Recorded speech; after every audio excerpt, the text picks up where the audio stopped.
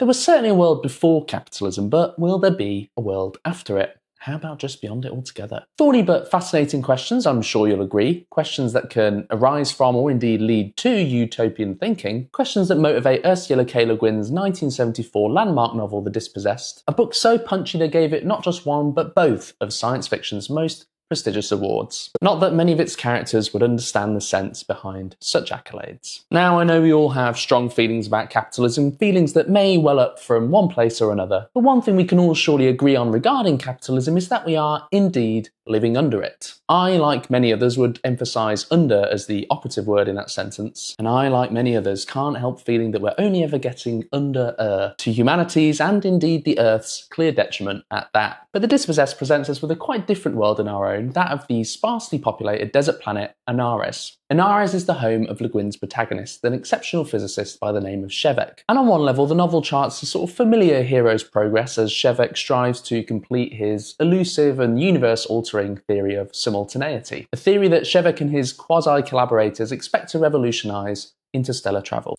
Finally. But the most satisfying thing, I think, happening in this book is Le Guin's gradual assembly of Anares' Anarcho-syndicalist society. This is a world where there are basically no laws or private property, where gender equality is a given insofar as its opposite is considered nonsensical, where sexual relations are casual and non-taboo and no priority is given either to heterosexual love or to the nuclear family, and where the mere idea of a prison is so weirdly vile that it inspires ironic theatrical curiosity in children if they learn of it at all. Le Guin's mission of communicating the character of Anares' society is expedited by comparisons to other worlds, in particular Uras, which is Anares' larger, much more bountiful sister planet, which a small contingent of Adonian colonists elected to leave for Anares several generations before the events of the novel. Now, both of these worlds have very limited contact with, and indeed understanding of, one another. Each world considers the other with a mixture of queasy fascination and disdain. And in various ways, Le Guin uses this mutual antagonism, along with the various measures that Shevek undertakes to try and resolve it, in order to better show just what may or may not be sick at the heart of each world's society. Now, a typical argument made in favour of capitalism, or indeed against any of its popular alternatives, such as communism or anarchism of some form or another, is that human nature is inherently competitive and selfish. And rather than dishonestly suppress these instincts in some kind of rigidly egalitarian system like communism, for instance, we should rather base our society, starting with the economy, on the very terms of self-interested competition, and let the interplay between self-interested competitors produce a society that is both maximally efficient and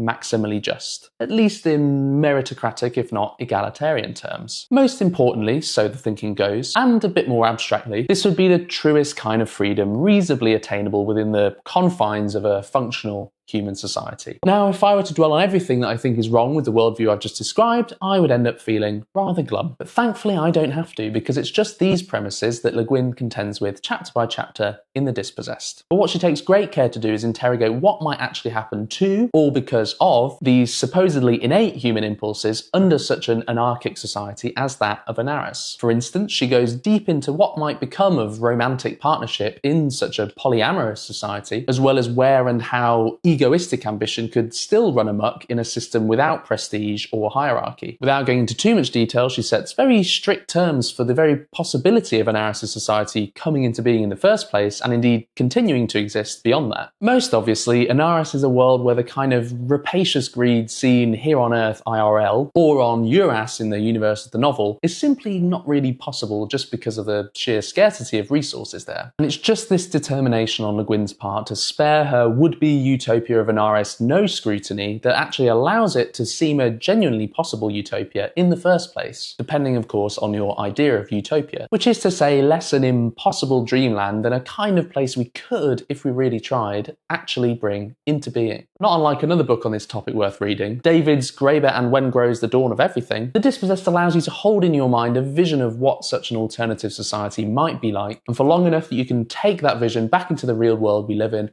once you finish reading it. And quite possibly that world could start looking quite different when you do. And by the way, in case you're into that sort of thing, it is beautifully written. Have you read it? And have you watched this?